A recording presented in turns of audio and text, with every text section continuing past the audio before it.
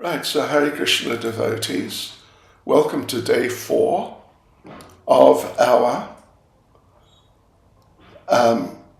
Bhakti Vaibhava seminar on Srimad Bhagavatam Canto 5. And we are today starting chapter 2, which is titled The Activities of Maharaj Agnidra. First of all, though, let us chant our prayers. Nama Om Vishnupadaya Krishna Prestaya Bhutale Srimati Bhakti Vedanta Swaminiti Namane Namaste Saraswati Deve Gauravani Pracharane Nirvishesha Shunyavadi Pastyachade Jatarane Sri Krishna Chaitanya Prabhu Nityananda Sri Advaita Gadadhar Shivas Adi Gaura Bhakta Vrinda Hare Krishna, Krishna Krishna, Hare Hare, Hare Rama, Rama Rama, Hare Hare. Vanchakalpatarubhyas cha kripa sindubhya eva cha, patitanam pavanebhyo vaishnavebhyo namo namaha. Srila Prabhupada ki jai. There are 5 sections as follows. Priyavrata's son Agnidra rules, giving protection to the inhabitants of Jambu Dweep. And it's just one verse, verse 1. Second section, Agnidra approaches Lord Brahma to get a perfect son. And it's also just one verse, verse 2. Verse 3, Brahma sends Puravachiti to marry Agnidra.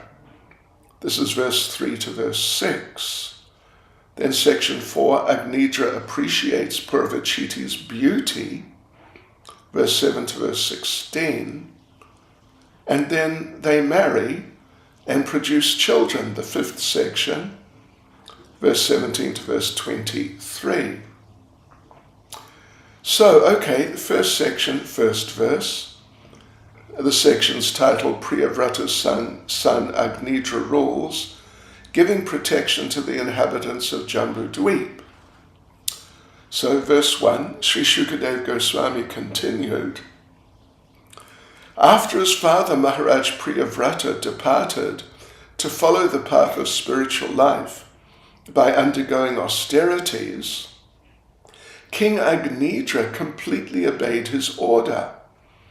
Strictly observing the principles of religion, he gave full protection to the inhabitants of Jambu Dweep, as if they were his own begotten sons. So, purport by Srila Prabhupada, and Prabhupada's first point is, Agnidra rules like his father, like Priyavrata, according to religious principles, exactly contrary to the modern principles of faithlessness. So therefore he protected the citizens, just like his children. And Prabhupada refers to a word from the verse, Dharma Vaikshamana. He ruled strictly according to religious principles. And Prabhupada stresses Varnashram, because the first principle of Dharma is to follow Varnashram. And society should be divided up according to the qualities and activities which are there in Varnashram. And sometimes the father punishes the sons. The king has to do that also sometimes. Second paragraph, Prabhupada first of all talks about the situation now. Now the rulers are just tax collectors. They don't care about religious principles generally.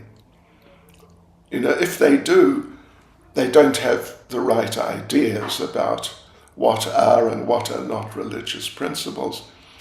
So now the rulers have introduced all kinds of sinful activities, especially illicit sex, intoxication, animal killing, and gambling.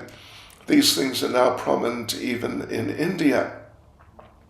100 years ago, when Prabhupada wrote his commentary on Srimad Bhagavatam, means now like 150 years ago, these sinful activities, illicit sex, etc., were strictly prohibited in Indian families but now they're there in practically all Indian families.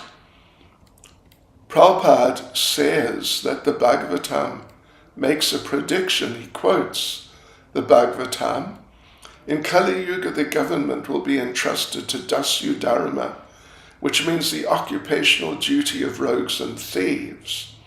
Modern heads of state are rogues and thieves who plunder the citizens instead of giving them protection. Rogues and thieves plunder without regard for law. But in this age of Kali, as stated in Srimad Bhagavatam, the lawmakers themselves plunder the citizens. And now, because of the sinful activities of the people and the government, now there's a shortage of rain.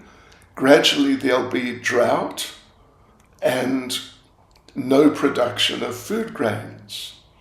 So again, Prabhupada, we quote Prabhupada, his purport, people will be reduced to eating flesh and seeds, and many good spiritually inclined people will have to forsake their homes because they'll be too harassed by drought, taxation, and famine. So Prabhupada concludes the purport by saying, the Krishna consciousness movement is the only hope to save the world from such devastation. It is the most scientific and authorized movement for the actual welfare of the whole human society. So the second section, which is just verse 2, Agnidra approaches Lord Brahma to get a perfect son. Right, so verse 2, desiring to get a perfect son and become an inhabitant of Pitriloka, Maharaj Agnidra once worshipped Lord Brahma, the master of those in charge of material creation. He went to a valley of Mandara Hill, where the damsels of the heavenly planets come down to stroll. There he collected garden flowers and other necessary paraphernalia, and then engaged in severe austerities and worship. So, Prabhupada makes the point, well, the verse makes the point, of course, verse 2. Agnidra wanted to go to Pitriloka. So how do you go to Pitriloka? You need a good son or good sons who'll make offerings to Lord Vishnu, which then the remnants from which can be offered to the forefathers. So the purpose of the Shraddha ceremony is to please the Lord Vishnu, and after you've done that, you offer the remnants to the forefathers. Now, of course, the inhabitants of Pitriloka, they're usually Karmakandya type people. They got there through material pious activities. And they can stay there as long as their descendants offer them Vishnu Prasad. But when the offerings finish, then they must go back to earth. And Prabhupada refers to Bhagavad Gita chapter 9 verse 21, famous verse, which explains this principle, which applies to all people, not just those who want to go to Pitriloka or who are in Pitriloka, but all people who are doing materialistic worship like demigod worship of any sort, etc. Shine punye marchalokam vishanti. When their pious reactions are exhausted, they must return to planet Earth. Right, so second paragraph. So question, since Maharaj Priyavrata was a great devotee, how did he get a son who wanted to go to Pitriloka? So Prabhupada refers to one Bhagavatam commentator, which at least I've not heard of before, and I suspect many of you who are taking this course, you haven't heard of Goswami Giridhara. So anyway, this Goswami Giridhara remarks that Agnidra was born when Maharaj Priyavrata was infatuated by lusty desires. because he did get into lusty desires with his wife. And Prabhupada says this can be accepted as a fact, because sons are begotten depending on the mentality of the father particularly, and the mother, at the time of conception. Yeah. So the Vedic system is to do Garbhadan Samskar, so that the mind, particularly of the father and of the mother, they're molded so that when the seed is planted in the wife, the child's mind will be saturated with devotion. But now there's no Garbhadan Samskar, so the parents are simply in lusty moods at the time of conception. So now everyone's born a Sudra, or less. But in the case of Agnidra, he had the consciousness of a Kshatriya. So, okay, third paragraph. He wanted to go to Pitriloka and enjoy life there, but so he needed a wife, because he needed a son.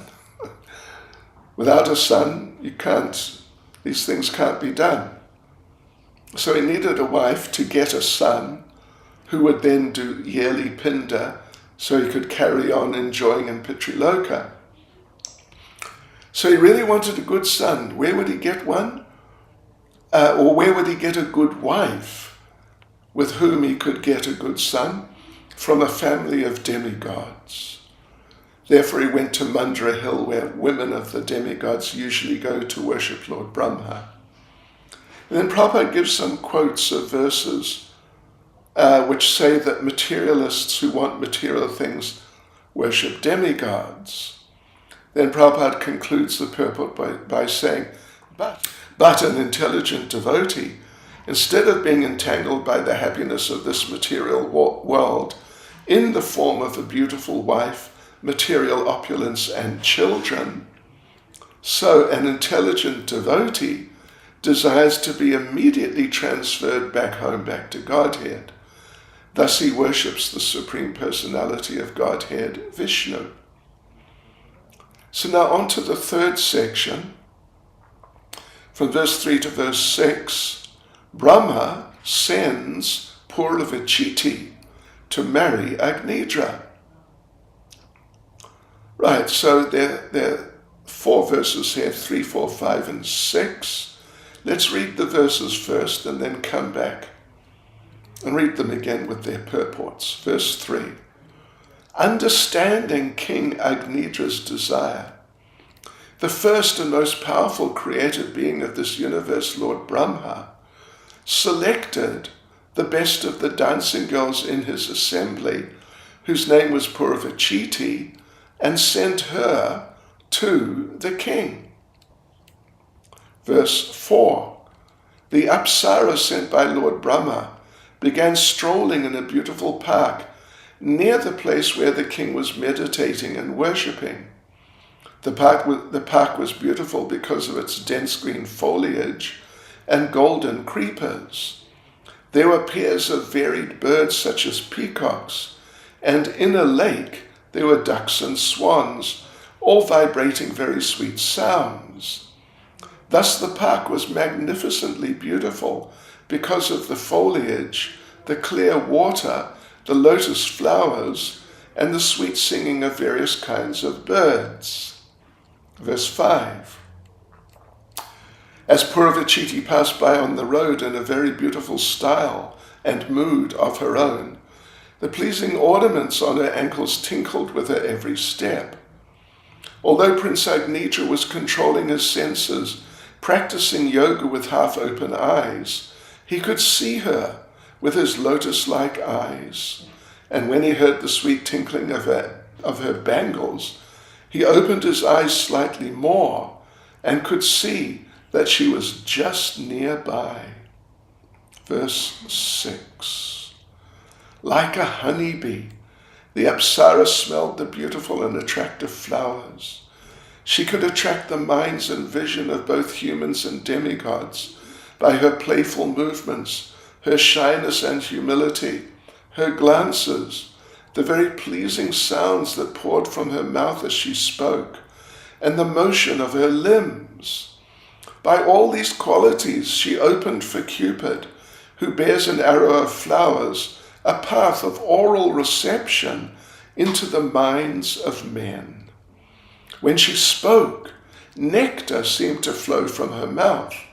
As she breathed, the bees, mad for the taste of her breath, tried to hover about her beautiful lotus-like eyes. Disturbed by the bees, she tried to move hastily, but as she raised her feet to walk quickly, her hair, the belt on her hips, and her breasts, which were like water jugs, also moved in a way that made her extremely beautiful and attractive. Indeed, she seemed to be making a path for the entrance of Cupid, who is most powerful. Therefore the prince, completely subdued by seeing her, spoke to her as follows. Right, okay, so back to verse 3, sections titled Brahma sends Purvachiti to marry Agnidra. Verse 3 to verse 6. So verse 3, understanding King Agnidra's desire, the first and most powerful created being of this universe, Lord Brahma, selected the best of the dancing girls in his assembly, whose name was Purvachiti, and sent her to the king. So Prabhupada makes the point that in this verse, the words Bhagavan Adi Purusha are significant. So this is Krishna, Govindam Adi Purusham Tamaham Vajami. In Bhagavad Gita, Arjuna addresses the Lord as Purusham Adyam, the original person, and he's called Bhagavan. But here Lord Brahma is called Bhagavan Adi Purusha. Why? Point 1, he fully represents the Lord. Point 2, he's the firstborn living entity in the universe. So Brahma could understand Maharaj Agnidra's desire because he, Brahma, he's as powerful as the Lord. As Lord Vishnu, as Supersoul, understands the desires of the living entity, Lord Brahma can also, as Lord Vishnu informs him as a via medium. So Bhagavatam 1.1.1 says, Tene Brahma Hridaya Adikavaye. Lord Vishnu informs Lord Brahma of everything from within his heart. Now that's important, isn't it? So Prabhupada concludes the purport by saying, because Maharaj Agnidra specifically worshipped Lord Brahma was pleased, and he sent Purvachiti, the Apsara, to satisfy him. Verse 4, the Apsara sent by Lord Brahma began strolling in a beautiful park near the place where the king was meditating and worshipping. The park was beautiful because of its dense green foliage and golden creepers. There were pairs of varied birds such as peacocks, and in a lake there were ducks and swans, all vibrating very sweet sounds. Thus the park was magnificently beautiful because of the foliage, the clear water, the lotus flowers, and the sweet singing of various kinds of birds. Verse 5, as Purvachiti passed by on the road in a very beautiful style and mood of her own, the pleasing ornaments on her ankles tinkled with her every step. Although Prince Agnidra was controlling his senses, practicing yoga with half-open eyes, he could see her with his lotus-like eyes, and when he heard the sweet tinkling of her bangles, he opened his eyes slightly more and could see that she was just nearby. Incidentally, I don't think I mentioned, but verse 4 doesn't have a purport. Right, okay, so the purport of verse 5. So it is said that the yogis always think of the Lord within their hearts. He's always observed by the yogis who are able to control the venomous senses. So Bhagavad Gita says they should practice, those yogis should practice, samprekshya nashika gram, keeping the eyes half open. If they're completely closed, there will be a tendency to sleep. So Prabhupada says he has seen some so-called yogis doing a fashionable form of yoga.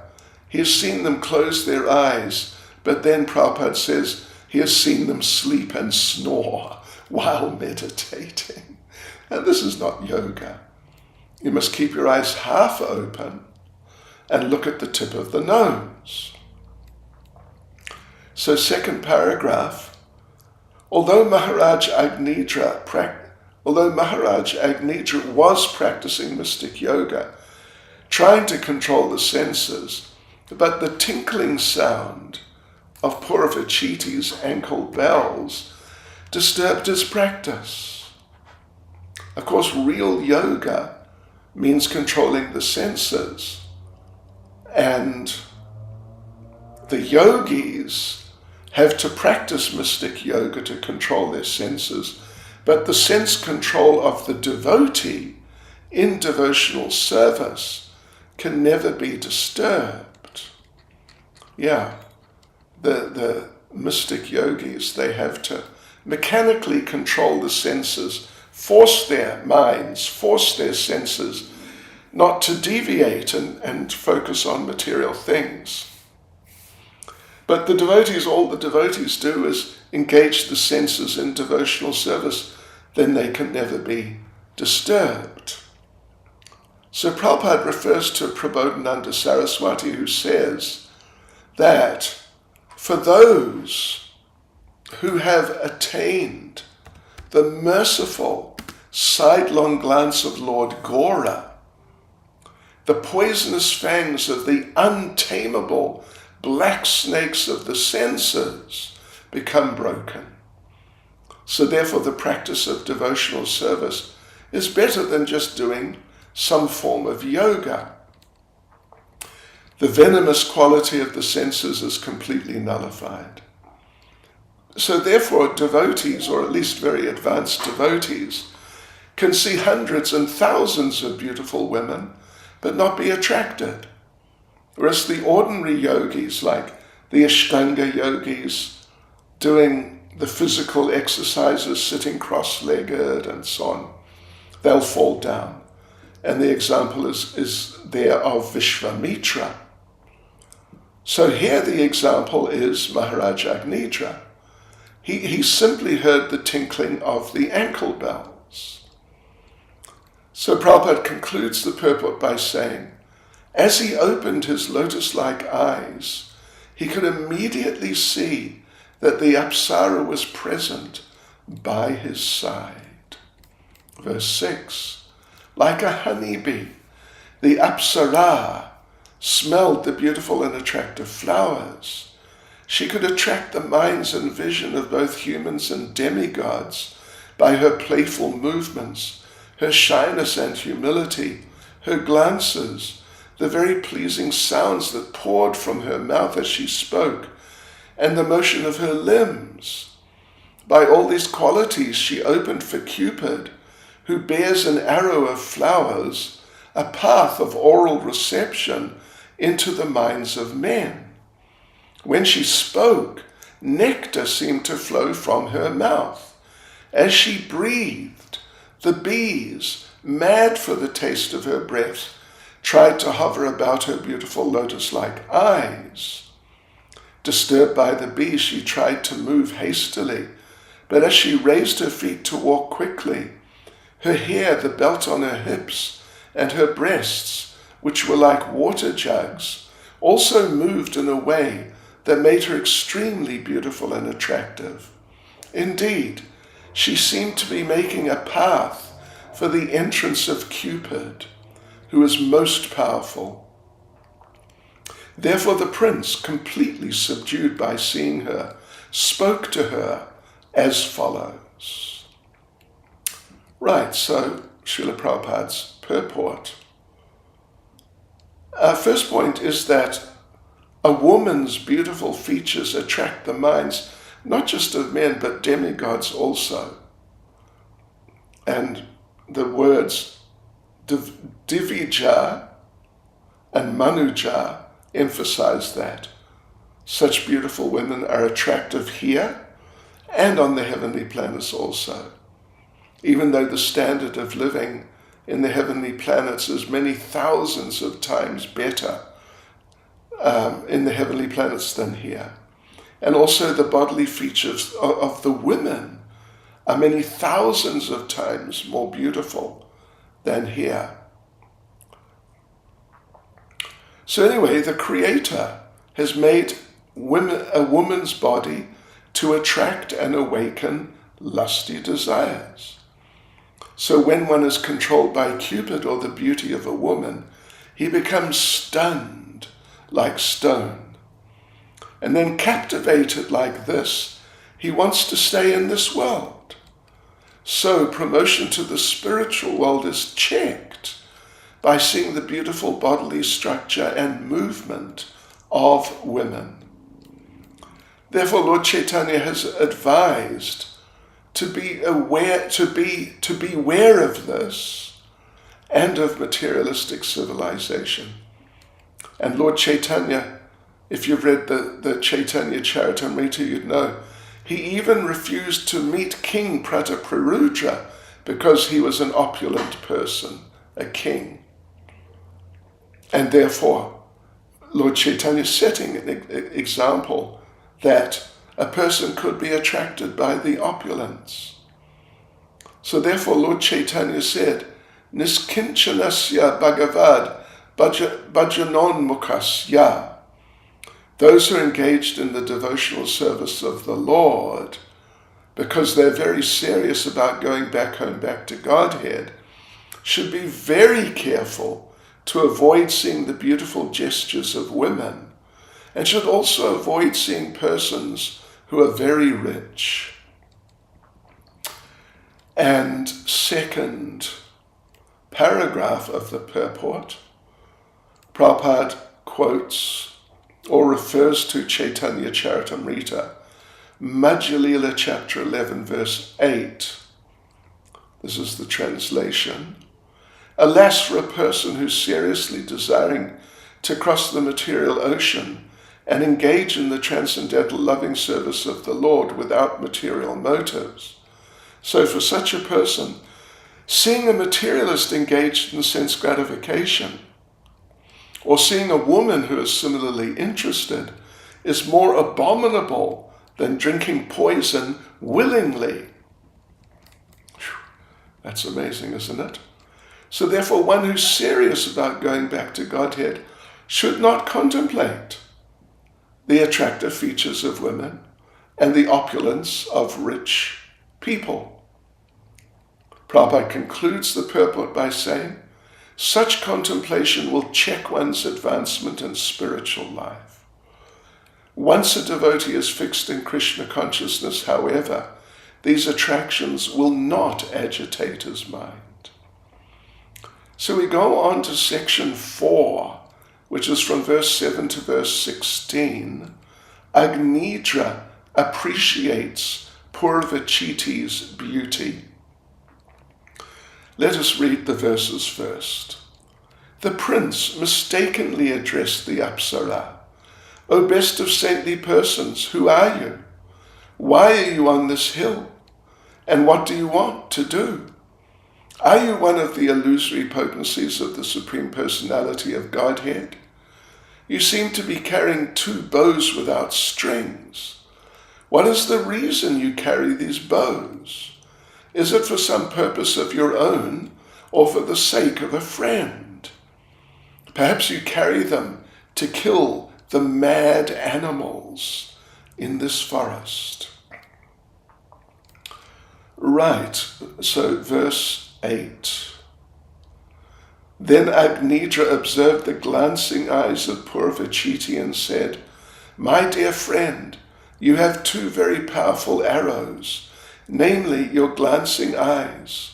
Those arrows have feathers like the petals of a lotus flower.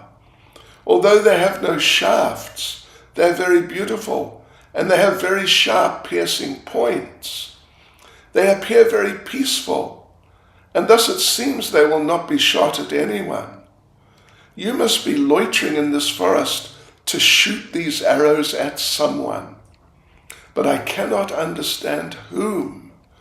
My intelligence is dull, and I cannot combat you. Indeed, no one can equal you in prowess, and therefore I pray that your prowess will be for my good fortune." Verse 9. Seeing the bumblebees following Purvachiti, Maharaj Agnidra said, "My dear Lord, the bumblebees surrounding your body are like disciples surrounding your worshipable self. They're incessantly chanting the mantras of the Samaveda and the Upanishads, thus offering prayers to you. Just as great sages resort to the branches of Vedic literatures, the bumblebees are enjoying the showers of flowers falling from your hair." You know, the thing is, it may not be clear yet, although it was hinted at in the first verse in this section. He can't understand, is this a male or a female? Yeah. So verse 10, "O Brahman, I can simply hear the tinkling of your ankle bells. Within those bells, titiri birds seem to be chirping among themselves. Although I do not see their forms, I can hear how they're chirping.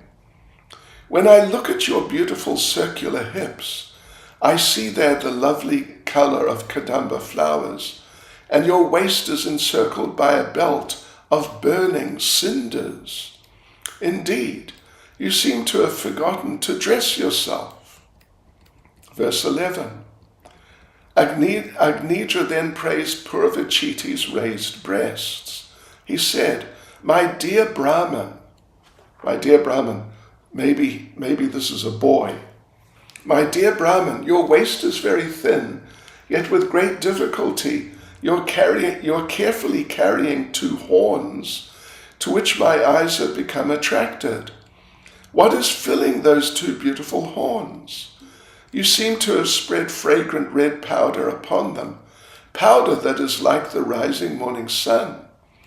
O most fortunate one, I beg to inquire where you have gotten this fragrant powder that is perfuming my ashram, my place of residence."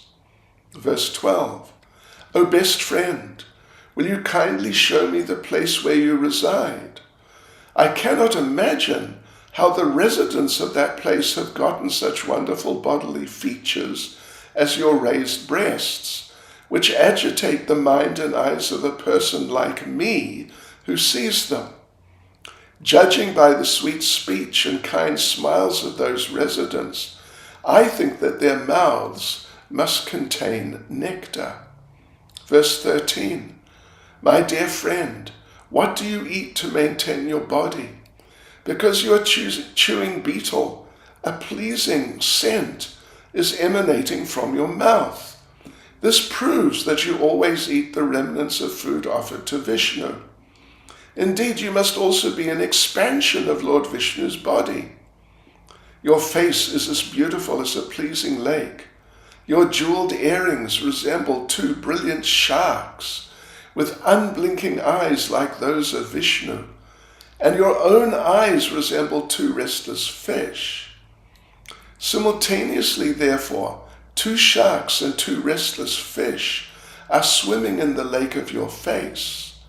Besides them, the white rows of your teeth seem like rows of very beautiful swans in the water, and your scattered hair resembles swarms of bumblebees following the beauty of your face."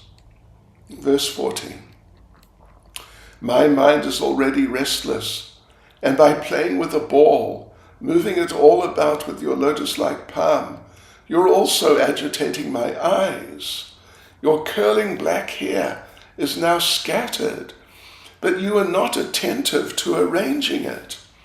Are you not going to arrange it? Like a man attached to women, the most cunning wind is trying to take off your lower garment. Are you not mindful of it? Verse 15. O best among those performing austerities, where did you get this wonderful beauty that dismantles the austerities performed by others? Where have you learned this art? What austerity have you undergone to achieve this beauty, my dear friend? I desire that you join me to perform austerity and penance, for it may be that the Creator of the universe, Lord Brahma, being pleased with me, has sent you to become my wife. Verse 16. Lord Brahma, who is worshipped by the Brahmins, has very mercifully given you to me, and that is why I've met you. I do not want to give up your company, for my mind and eyes are fixed upon you and cannot be drawn away. O woman with beautiful raised breasts, I am your follower. You may take me wherever you like, and your friends may also follow me. So, okay, we'll finish here because our time's up and there's not much left, so we'll do one more session, but it'll only it won't even be half an hour. Hare Krishna, Srila Prabhupada Ki Jai.